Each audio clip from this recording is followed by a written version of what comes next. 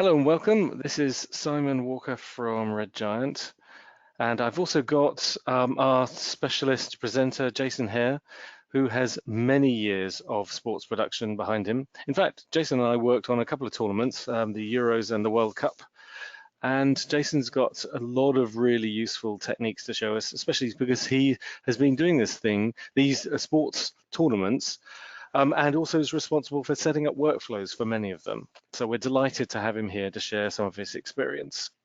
We're going to be looking at Universe and Media Composer for this session.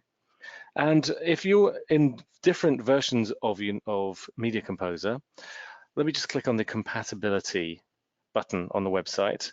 I just wanted to point out that although we'll be showing you techniques in Media Composer 2019.8, which is the one with the brand new interface, all these techniques work perfectly well in exactly the same way inside Media Composer 8.2 and later, so which is at least 4 years old. I think it's 4.5 years old. So if you've got Mac OS 10 or 10.11 and also Windows 10, then you have access to all these effects, even if you've got a previous version of Media Composer. Great, so let's just jump back into Universe. Here we go, scroll up to the top of the page. We're also recording this session, so you'll get the recording automatically about 20 minutes or so after the end of the webinar. And please feel free to share the link with your colleagues if you've seen something that you like or that is useful for using inside Avid, and certainly for doing things quickly. Great, so let's hand over to Jason. I'm just going to hit change presenter, so that should send this back to you, and then you'll share your screen. There we go, you got control now, Jason, I think. There we go. Hopefully you can see my Avid screen. It's all working. And as Jason progresses, please feel free to type in the question box any questions about any of the techniques, or if you've got any comments on any of the techniques he's showing, please feel free to share those as well. So over to you, Jason. Great, thank you. So as Simon said, I work predominantly in sport, where obviously we are working on tight turnarounds a lot of the time. Also, we're generally expected to do a lot of graphic work and visual enhancements, audio mixing as we go. And a lot of it's based on getting it out quickly. So effects and tricks that can be done quickly to enhance the pictures is always a useful thing. Simon introduced me to Universe probably almost 4 years ago now, and I've been using it quite a lot ever since. Mostly on After Effects, as most of the clients I work for don't have it on their Avids, but it's quite cool that most of the effects work just as well on Avid as they do on any of the Adobe products or other products it works on. Excuse my cough as well. So I've put together a couple of sort of examples of cool things that can be done with Universe quite quickly to enhance sort of any production. So the first one we'll have a look at is, I've got all the tool names on these, which makes it easy to work out what they are. If we go to the effect palette, you can see that Universe is sorted into a number of different categories based sort of roughly on what they do, but there's also a lot of overlap that different tools do very similar jobs. So I've sort of focused more on applications rather than going through each tool. There's so many different tools and so many different capabilities within each tool. I feel it's better just to focus on a couple of examples. So the first one I was going to look at is light leaks, which is ever popular on sports production. And quite often we just see the same light leaks that someone gets from a website that you buy them from. The nice thing with something like Universe is you can create them within the computer, so they're always different. Another thing is the way you use the tools here. So for example, I'm using a fractal background generator, which I'll just switch it to the effect display. And you can see straight away that that's just a simple fractal background. But one of the key things that I like about Universe is every tool comes with a composite mode built in. So unfortunately with Avid, without having a third party, they don't seem to do composite mode. So having it built in is quite a powerful function, or blend mode as they call it here, but it's the same as a composite mode in other software. So I can simply add it to other footage. And you can see straight away we have a light leak effect, which is quite nice, a custom effect, which you can tweak. Within each tool as well, every tool comes with a preset browser. If we click on the preset browser, you get a number of different choices.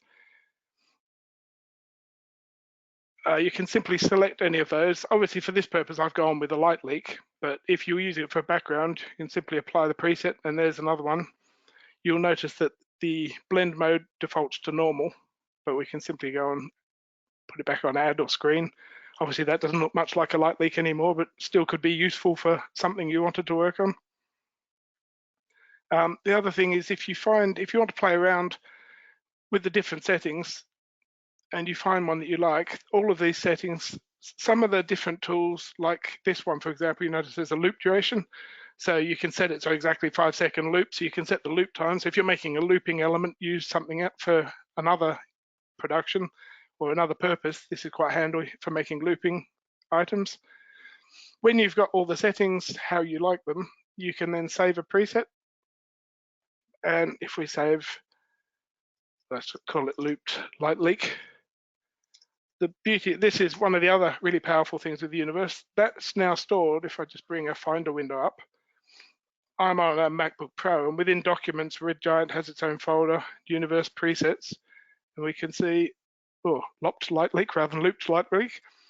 But you can see it's sitting in that folder. Now that file can be used on Universe on any host, so it can be used within Avid, Premiere, After Effects, also on Windows or Mac. So the nice thing about that is if you're in a network situation where you have multiple seats of Avid operating, and you wanted this light leak to be the look on your series, you could save that as a series light leak, which can then be accessed in every edit suite.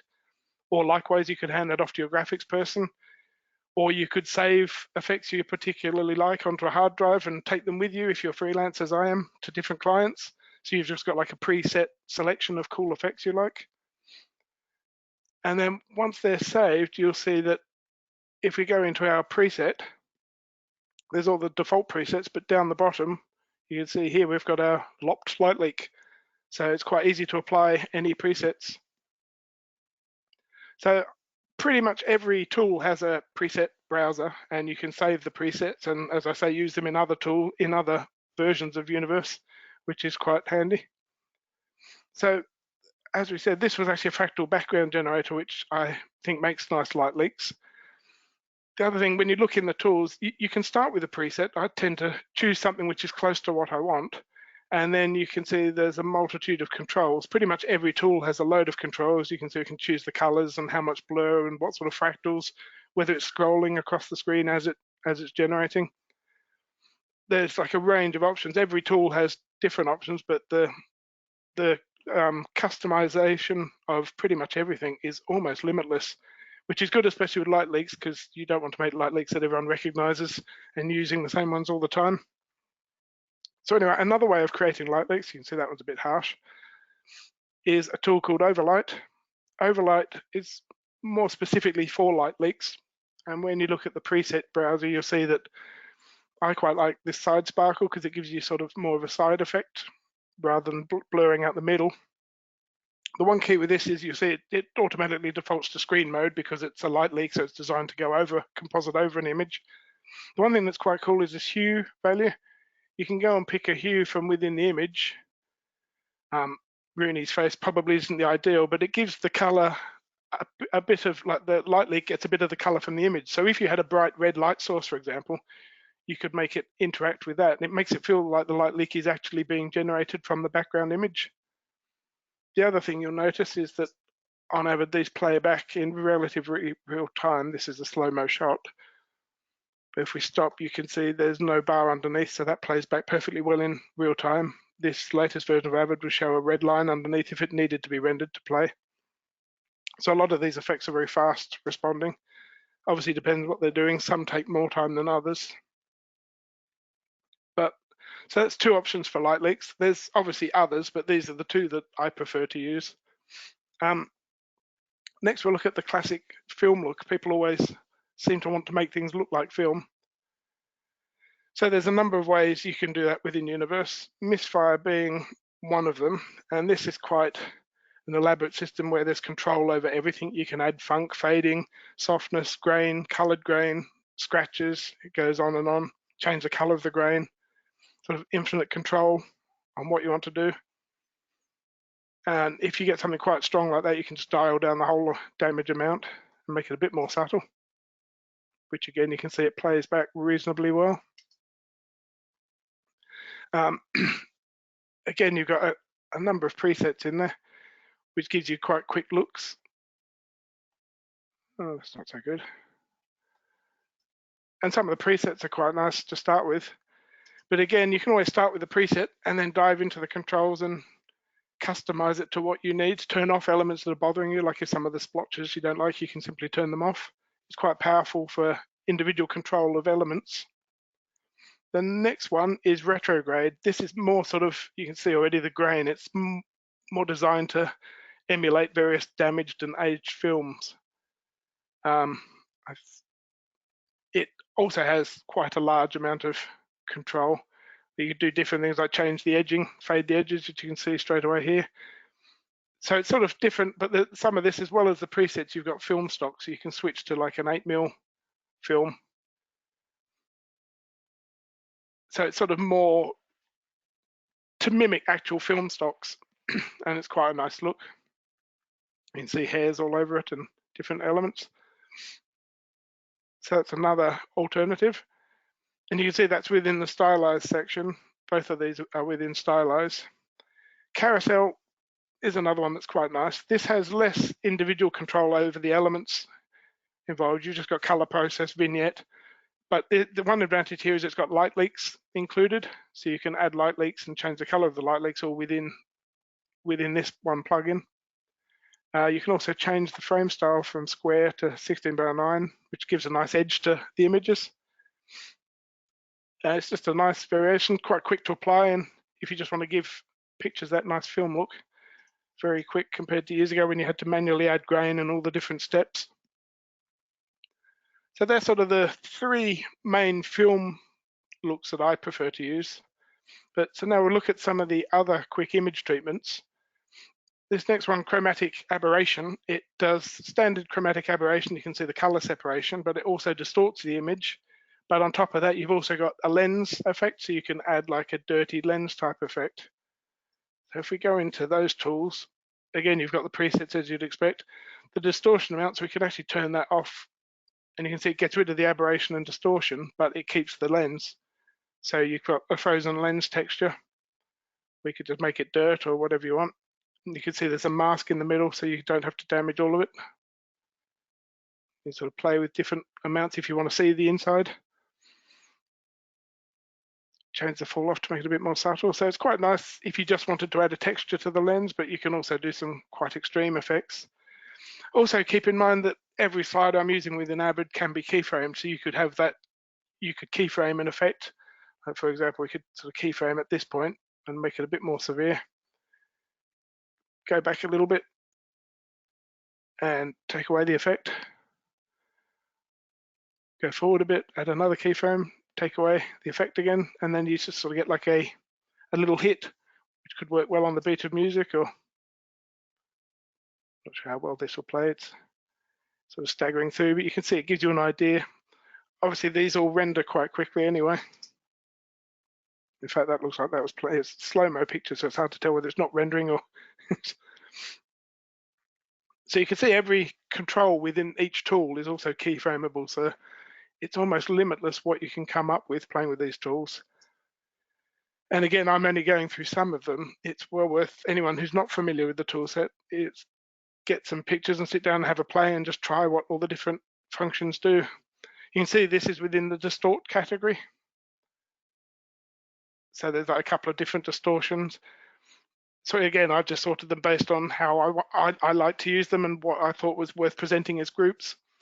Texturize, as it says, it's designed for putting a texture on pictures. And you have a bit of control. There's some pre-installed textures. You can also displace the image based on the texture, which obviously that's quite extreme, but you can do different variations on it. So it gives you yet another tool. And tint everything. So it's another look that you can add another dimension to all the pictures and play around with different colors, and obviously that's quite extreme. Again, you can save the presets of everything you like. Camera shake, this is quite a nice camera shake plugin. Obviously, if you've got a locked off camera and you don't want it to be locked off, if you're trying to match a handheld camera, you can see the float's quite nice. It's got a little bit of rotation in it and mimics handheld camera work quite well. Obviously, the watermark I've put on indicates that it's moving, but you wouldn't normally put a watermark in under that. I've just got that for, obviously, because they've given me the rights to use Champions League material as I work for them quite often. So it's camera shake. Obviously, you can control the presets in this are quite good. There's like running with the camera, iPhone, car mount, earthquake, so you can get quite ridiculous in how shaky it is. But I think this setting is quite nice to simulate handheld motion. Glitch, as it says, it adds glitches. This is obviously quite slow, but you can do lots of cool glitch type effects. But this is more like an image process.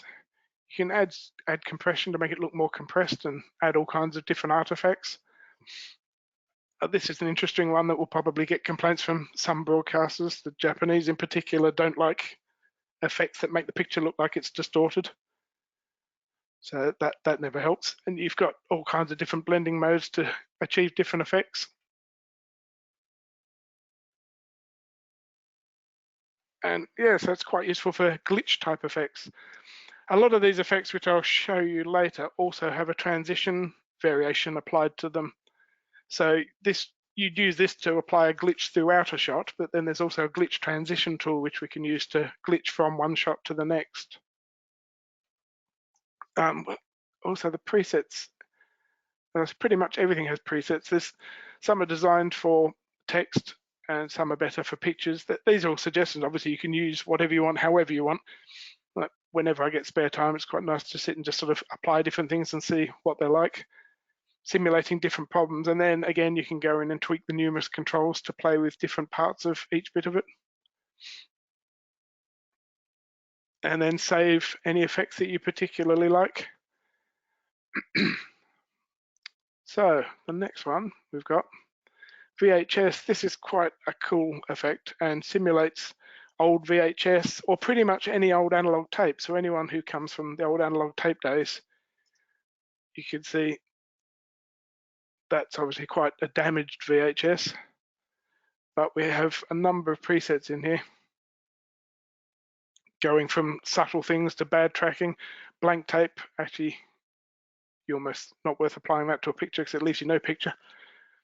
But you can see this burst of picture bleeding through. And obviously you can change the severity of any of the levels of the effect within the tools. You've got color controls, you can change the colors, and I won't go through every different effect, but you can see there's a lot of different parts to it. There's some quite nice things. There's interlace errors,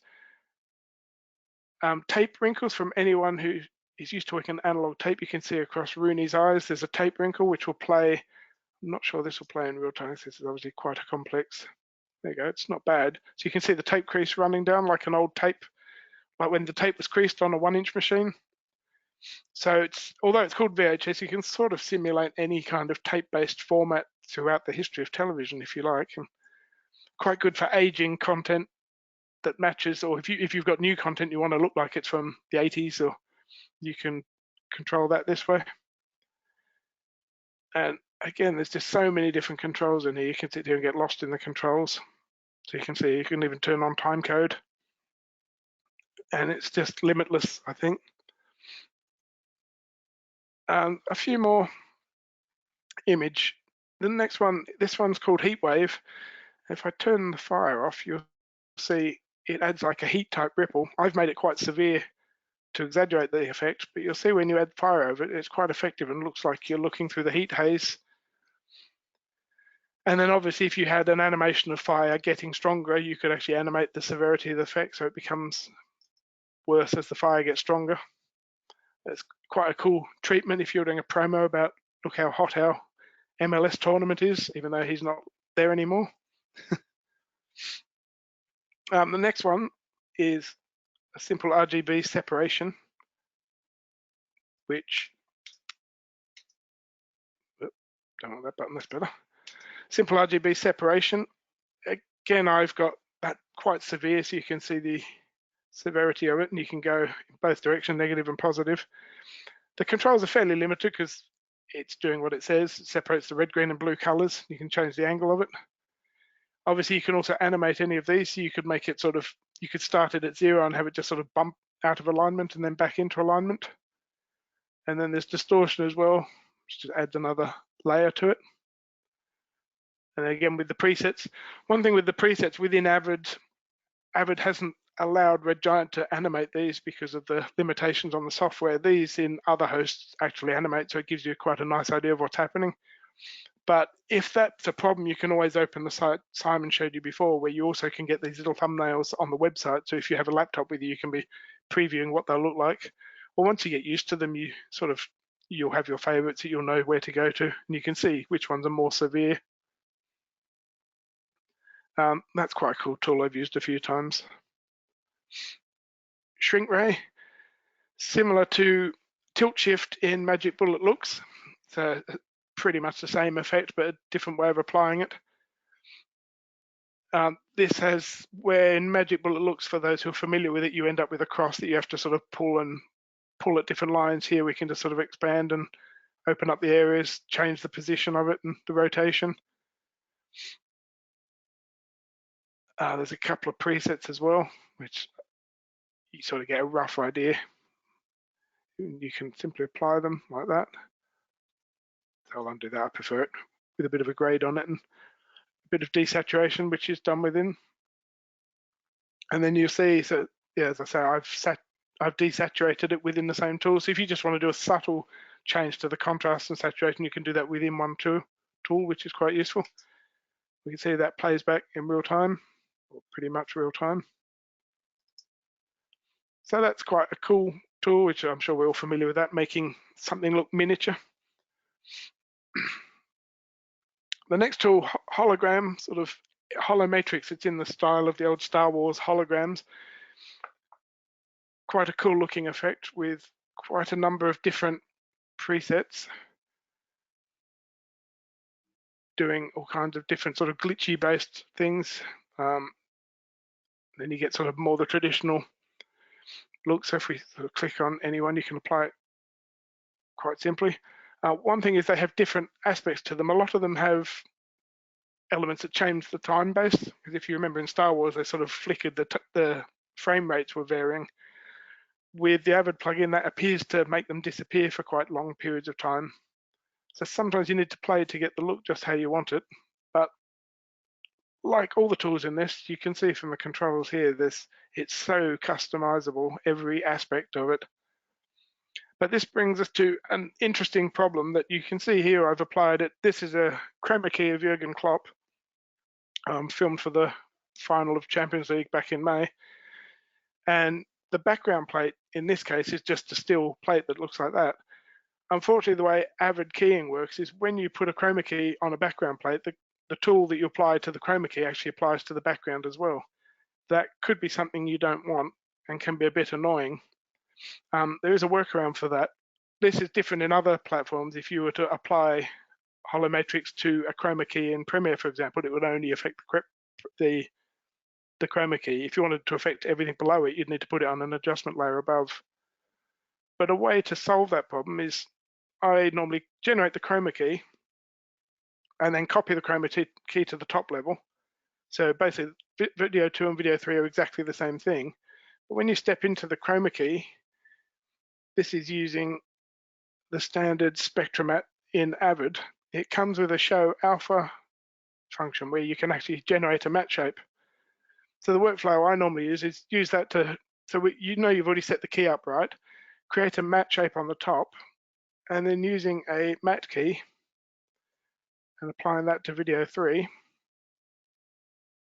Avid see the black and white opposite way around to other compositing software. So if we go into the matte tool, invert the key, and turn on the correct layer, you'll now see that video 2 has the holometrics effect on it, which is affecting the whole image, as we see here.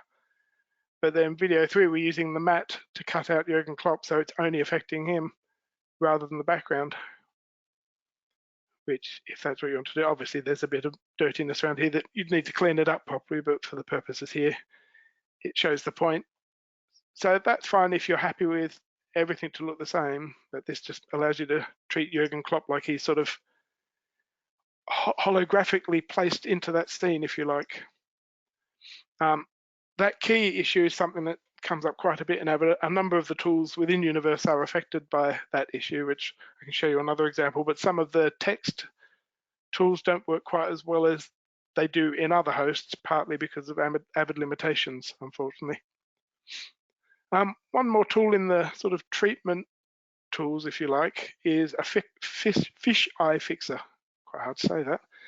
Here's a few stills that I've obtained off the internet just to demonstrate what the fisheye fixer does, and you can see it's quite good at just straightening it out. You can see the horizon in this shot is much better. It depends on the look you're after, but if you don't want things all sort of distorted and bent, it's a very quick way to fix it.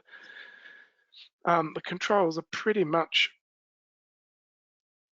how much you can set the lens angle, and then it's pretty much how much do you want. So it's not too complicated and very easy to fix stuff, especially if you're shooting on really wide angle GoPros and things like that. It's very useful. Next thing is there's some text tools that come with Universe which allow you to do some quite cool things. This, where I'll turn the names on so we can see what they're called. So this is called Hacker Text. Hacker Text essentially animates from one set of text to another set of text. So one application that I thought was quite cool is you could use it as a locator graphic in a local language and then change it to English. So for example, we could start off in Cyrillic and then switch to English. And there's a number of different, when we go into the tool, excuse me, you can see you have a range of controls. You can add scan lines, and turn that on, you can see straight away the scan lines are added. You can add glows, and turn down the glow. If we go into edit text, it's quite nice. You can see we can pick any font, and there's two fields where you can type in whatever you want and change the justification of it.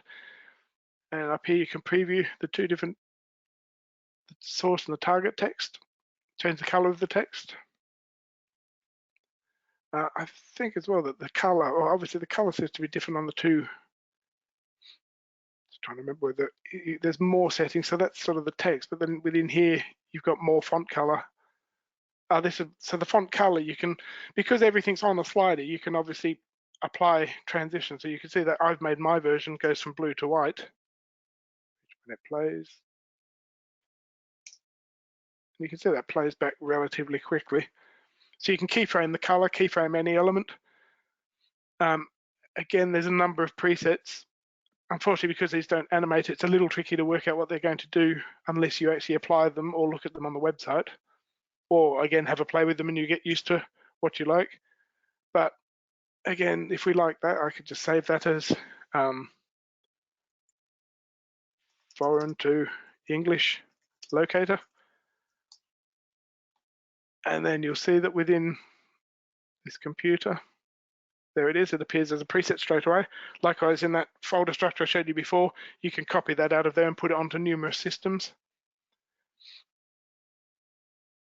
So that's the first one, Hacker Text. The next one is numbers. It's just a simple number generator that can count up and do different numerical tricks, which is something obviously that's quite difficult to do in Avid.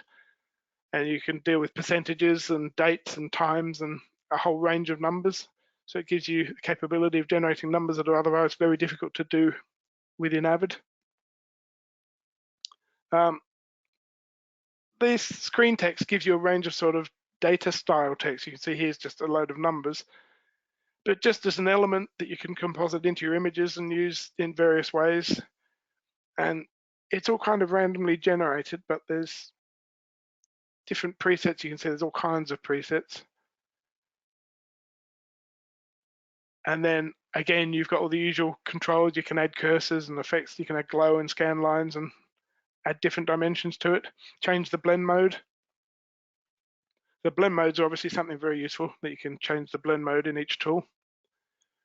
This one, typecast, is basically a type-on type tool, but quite a nice way to add a locator again straight in Avid, like rather than having to get your graphics team to make something. Or for those familiar with Marquee, you could do that in Marquee, but it would take quite a long time to render, And if you wanted to make the slightest change, you would have to re-render the whole thing in Marquee and bring it back in. This, obviously, we can just step straight into, edit the text and type anything we want, and it'll update instantly.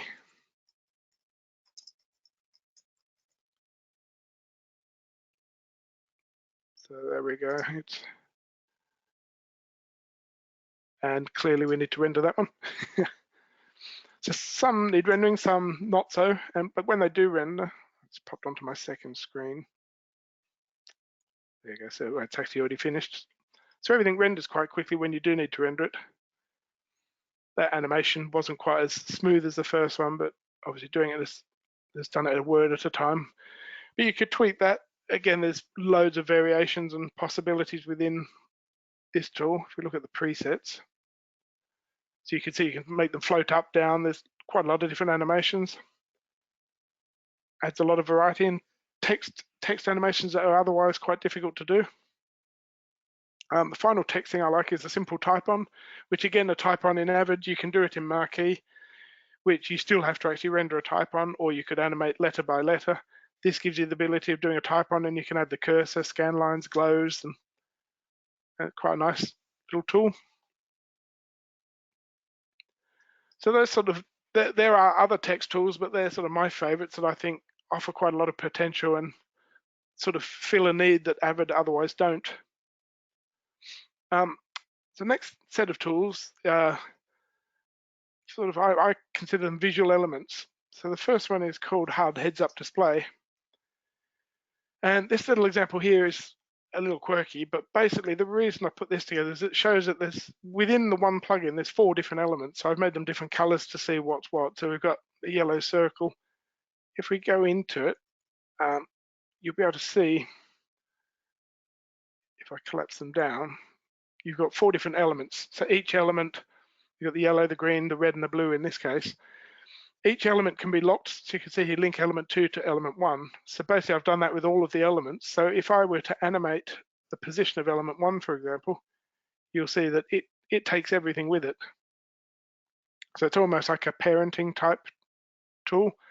So if we were to move the position of element 2, you can see there that goes independently. So you can create some quite interesting animations by animating each individual element and then animating the main element, which will drag all the others with it. Within each of these elements as well, you have a clone system, which you can see here. There's a number of clones, which I've got 34. So the yellow circle is created 34 times. And then using things like clone position, you can see it's going slightly out each time. You can change the rotation on each clone, the scale, which creates, and then the fade. So you've got controls to make them fade away, or you can not do that. You can do loads of stuff with the clones. You can also sort of look at each element itself. Has element 1, we can browse elements, and you could see here's all the sort of raw elements, and there's loads of bits you can play with. So you can see this just goes on and on with what you could do with this. Plus, of course, you could add 2 or 3 layers of it and build quite complex graphics and systems with it. So each element can be manually controlled and have complete control over it. Again, you've got a number of presets, which gives you some sort of starting ideas, different circle patterns, a clock, which I'll get to in a minute. You can see here's all kinds of bits and pieces that you can build, like preset stuff to build. So that's something you could probably get lost in that for hours, but thankfully, because when you make something you like, you can save the preset. It's quite useful that if you get some free time, you can build them and sort of store them in case you ever need them, or if you're doing a job where you've got time to play, then obviously it's quite limitless. One example I came up with, which was very simple because it's one of the presets, the clock, for an interesting application is you could put it on a Teams out shot for a football match to show kickoff time. It's unlikely this match would have actually started at that time, but the nice thing is you can see the 4 elements. One is actually the clock face, and then the other 3 are the 3 hands. So at the moment we've got the second hand. We could actually animate the other hands because obviously they're all individually animated, so we could speed that up and make it look like flying through time. And then obviously I've just done a scale on element 1 with the other elements locked to it. But you can see that's quite a cool little animation that's very quick to do. So I think HUD Components incredibly powerful, but obviously it takes a bit of time to play. but quite useful. The next tool I quite like is called Line, and essentially makes a line, as you'd imagine. An animating line. If we go into the tools, you've got a number of controls. The presets, which I tend to always start with a preset, pick something close and then go and tweak it to your needs. There's a number of solid colored dashes, straight ones, twirls, double-headed, and then custom ones at the bottom that I've previously created. But essentially for this one, it's a start point, an end point, and then you've got a third point, which you can, a Bezier point, which you can control the bend.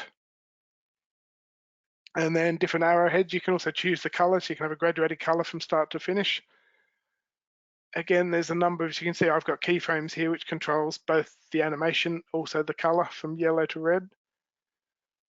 An example of where this could be applied is if you wanted to make like a goal tracking type system. So you can see when the ball's kicked, it sort of tracks the ball. This is obviously not perfect, but it was sort of put together in probably 5 minutes or so. You can see it's quite nice because it does closely follow the ball. The colors are Man City colors, just going from the light blue to the white and just fading it off. The one thing is there isn't a tracker as such, so I sort of manually track that. With this tool in After Effects, you can also track it, so you could lock the line to the camera movement, which looks quite amazing. But you can see for a quick shot like that in a promo or an opener, could look quite cool and add an interesting element. Likewise in basketball, you can do a similar thing.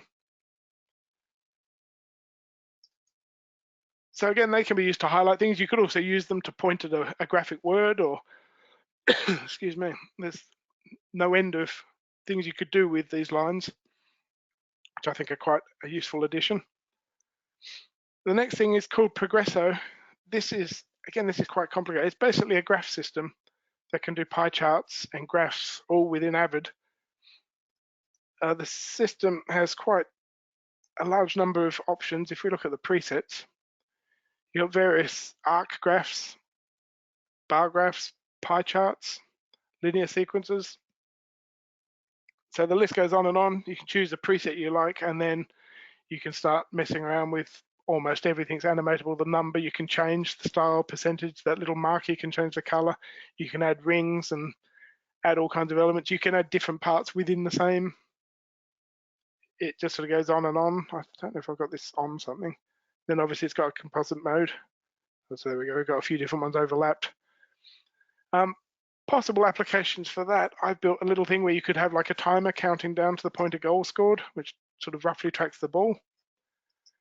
At this stage, Universe doesn't include a tracking system, which hopefully will be a feature in the future. But you can see with just a rough track following keyframing the position along with the ball, it's relatively effective and adds another element for an opener or a promo or something like that. Similar with car events, we can use it as like a pseudo speedometer. This obviously isn't based on any actual data. I don't even know if that was the speed they're going, but it looks pretty cool for a promo. And then a shot clock idea for basketball. So there's sort of three very quickly whipped up ideas for using Progresso. But kind of any graphical data that you want to show on screen to enhance information you're trying to put across, there's some pretty cool tools there. And very easy to use and play with. And then, as we said, if we come back here in the presets, once you've made something, they're all stored down in here. So you can simply apply that to any other project, which actually one thing I missed back here, if we look at this Man City goal, another thing you could do is if you're doing a promo with numerous goals, you could save this arrow, this line as a preset, and then each goal you could just simply move the start point, the end point, and the animation speed and apply the same effect on different goals moving all over the place. So the saving your own presets is quite a powerful tool. So the next thing is, this is sort of one thing I would encourage anyone to do is sort of play with the effects, because some of the effects don't work because of the Avid key system. The way Avid doesn't sort of give you the image that you're cutting out, it affects what's behind it as well. Especially with something like point zoom, you could apply an effect just to the letters, but in this case, it's an effect that comes from the letters and goes back into space. So for example, where that becomes a problem, like you see, that's an interesting effect. But if you were to apply that over a picture, as I've done here, you can see the picture's being affected as well. So if you just wanted the words to have that effect, it kind of doesn't really work. But then you can also use this point zoom for other things, like I've used it here to make the Nations League trophy look almost ethereal with some cool light coming off it, which is quite a cool effect. So sometimes, even though a tool might not use exactly as it was intended to, you can do other cool things with it, as I've done there. And in fact, that's similar to the very first example I gave you with light leaks, where we've used a fractal background generator to make custom light leaks that you'll never see anywhere else. So it lets you customize things nicely. Another example of how things don't work quite how you'd want them, there's a tool called Logo Motion, which is basically a way of bringing in a logo in different ways, quick animation methods. You can see there it just sort of slides in. There's a whole range of different presets. So entering and exiting, coming from all different directions and doing all different movements, zipping around. But they all suffer that same problem, that if you apply that over an image, it affects the image as well, as you can see here.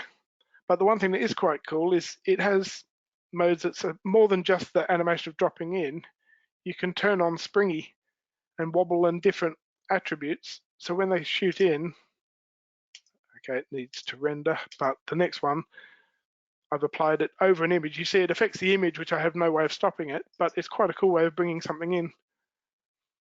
And it's quite a nice sort of organic animation of having something drop in rather than a solid slam in. So they're sort of the main tools that I like. There's obviously a load I've skipped over. If you look at all the different ones, there's all kinds of, like Spectralicious is quite a crazy color background generator. Turbulent Noise, for those familiar with noise generators, it can be used to make grain and things. But we'll also have a quick look at some of the transitions. Most of the transitions are affiliated with one of the effects. So for example, this is a camera shake transition. I've made it quite aggressive, which is quite a nice little transition to get from one scene to the next. You can see if you're using the camera shake, or even without the camera shake, because obviously there's the camera shake effect that you can apply to a clip, or you can use it as a transition, or you can use them together to create a sort of look throughout.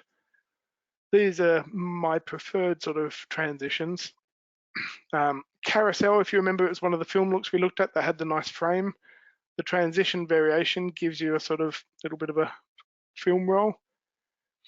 And then obviously within this, you've still got presets within all the transitions. Unfortunately, because these don't animate, you can't really see the bit they're highlighting, like ectochrome and red frame is obviously the bit that we can't see here, but you could always just apply them. And so there you go, a chrome transparency. So there's different looks within it. Again, because this is similar to the Carousel plugin, you've got light leaks built into it, which happen over the top. And then again, you've got dollying, which is how far in and out it zooms when it pushes back. So you can have it sort of go quite far back. And then you can save a preset that you like. So then you've got access to your favorite one. And you can see that one I've just tweaked. It plays back reasonably well. Still needs rendering, but it gives you a good idea. So at least you could sort of go on with your edit and render afterwards. Exposure blur is another one, just to sort of blur in and out of pictures. Obviously, there's numerous ways to do a lot of these transitions. Some are quite different, like Carousel. I haven't seen anything like that anywhere else. Obviously, exposure blur, you could do that with a color grade and a blur and multiple tools, but if you want to do it quickly, it's all in one tool. Film transitions, another variation on some like little bonus film bits thrown in. Excuse me. Half light is basically like the overlight, so it's like a light leaks transition. So that could work well if you've got light leaks all through your feature or whatever you're cutting. You can do a light leak transition just to keep that sort of look. Null light transition, null light comes as an effect where you can add a lens flare onto any shot, and then this is just a transition variation of it. So you can add lens flares to as an effect if you want to enhance the lighting. It's quite a nice little transition as well. Retrograde is another one of those film looks that we looked at the beginning. You see that's actually quite cool with the film running through the gate and the sprockets. Swish pan, classic swish pan, which has been around for a while, but quite an old favorite. VHS transition, this one's quite elaborate. It's that's like a tracking with a bit of everything in it, and there's a number of different presets with this, which again, you sort of get an idea because it shows you halfway through the transition, so you can get an idea of how severe they are, but you can see there's endless variations of that. And then again, you can control quite a few attributes of it, so you can customize it more than just these. So being able to customize every one of these presets is obviously quite a lot of range. This sort of shows this has got the effect and a transition. So this is like Overlight using a VHS transition and then going into a bit of text as an element, just to show that you can sort of layer up and use a lot of these things together, which I've sort of gone quite simple, but obviously you could have multiple layers of elements. You could add HUD elements to everything.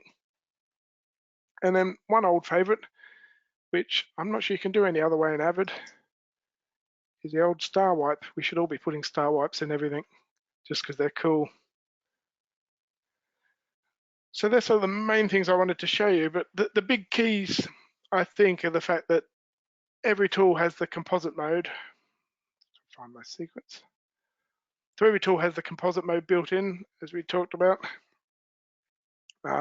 which is obviously quite a powerful thing. Not having to do that with a separate tool. Obviously, I've got no background here, so you can't see any effect.